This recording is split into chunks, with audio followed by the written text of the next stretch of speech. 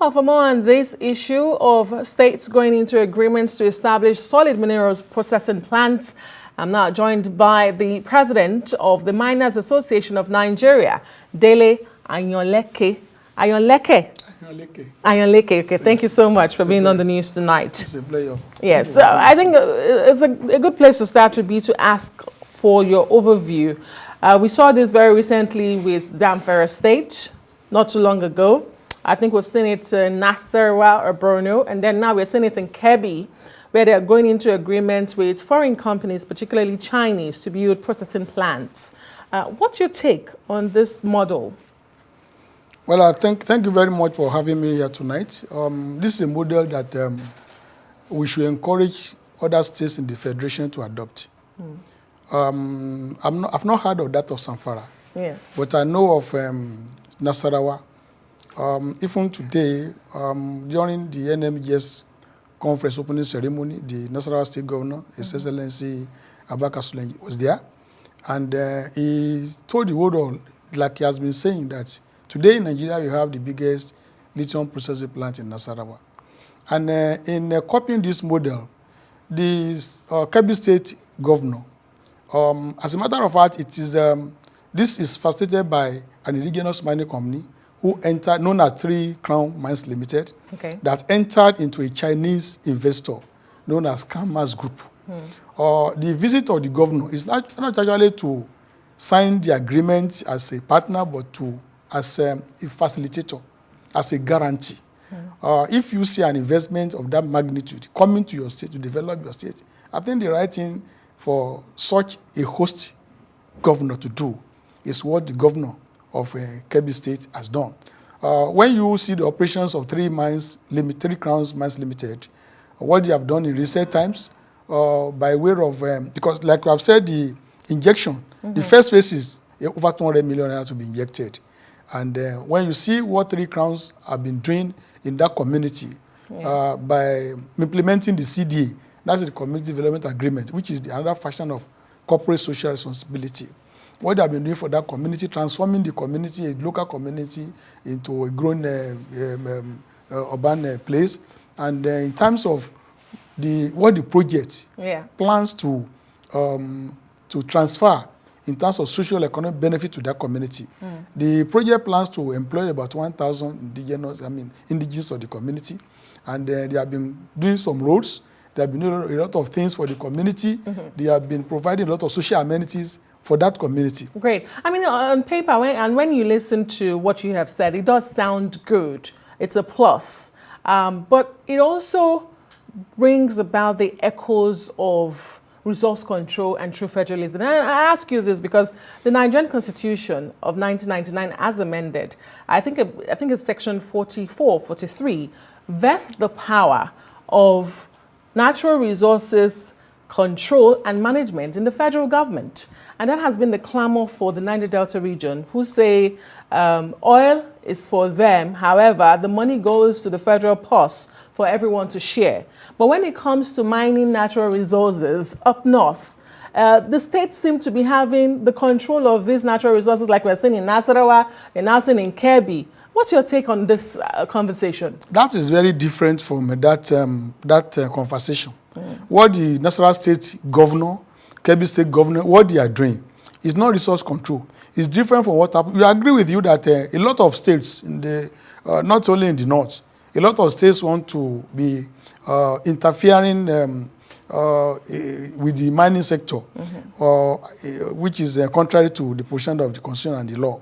But in this wise, what Kebbi State Governor and Nasarawa State Governor, what they are doing is quite different. They are not taking control.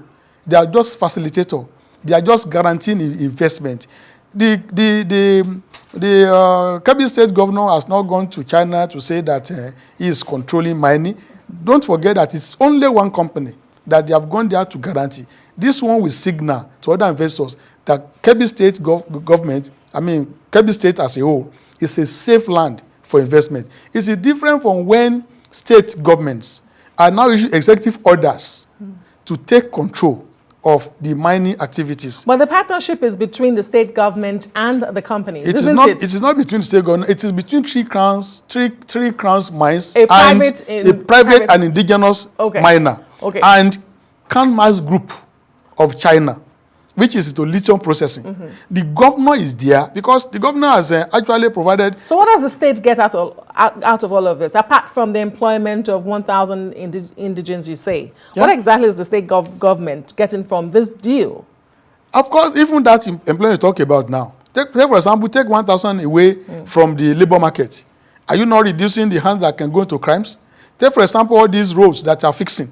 Take, for example, the industrialization that we follow and some other benefits that will cascade down the line when this kind of industry. There'll be a lot of other what you call stage industries that may arise out of this lithium factory that is being planned to be established in that place.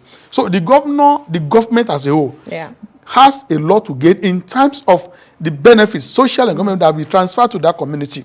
Well, maybe as time goes on, I don't know whether there is going to be any kind of equity share to the governor, but as far, to the government, but as far as we are concerned, the governor has just gone to China to make sure that he guarantees that investment and provide a safe landing for such investment coming to his state. Interesting. We'd like to get the government perspective on this deal, and we do hope that we're able to get them. But let me ask you, still on this, we've seen situations where there's extraction, but it's taken out of the country. But now we're going to have this plant. You've talked about the benefits of it. However, there are concerns raised about transparency, environmental protection. As the Miners Association, do you share those concerns? What are your concerns when it comes to this deal, if any? They are real concerns, and they call for every stakeholder in the Nigerian project to make sure that all these challenges are actually curtailed. Where you see, mining is like the proverbial omelette, which you cannot make without breaking the egg. You can't mine, you can't explore without affecting the land. So the issue of environmental degradation is real. However, there are provisions in the law that make provisions for how all these issues can be curtailed, on how there can be safe mining practices. And there are provisions in the law that makes arrangement for reclamation after a mines has ceased operations. So all these issues, that is why before the ministry, especially the agency that issues license, before they can issue license on categories of miners, you have to do what you call environmental impact assessment. There's also another one that called environmental protection. Are these always carried out to the letter, or is just formality? Well, I can say of my own, but I think the agency that can actually say whether this is being carried out or not is the Mines Inspectorate Department of the ministry, who has to supervise all these issues that we are talking about. And the issue of, we saw another one about revenue, or this exportation of raw minerals. Yes. Yeah, and that's one thing that when you see there is one policy that African Union has come out, they call African Mining Vision. The major aim of that vision is to make sure that we demonstrate development by way of value addition. We should add value to our products instead of exporting them raw and providing employment, providing economy, boosting the economy of other nations. By the time we also we start this value addition processes, it may even result to industrialization for us, just like our fathers in the old during the First Republic deal with agricultural products. A lot of factories grew up as a result of agricultural products. The same thing we can leverage on this kind of conversation to make sure that our minerals work for us by way of adding value. By adding value, there will be employment, there will be revenue for the government as well, and of course, there will be developments. So, exporting our minerals raw, is killing Nigeria. Because we have a lot of youths who are unemployed, and we are providing employment for the youth of other nations.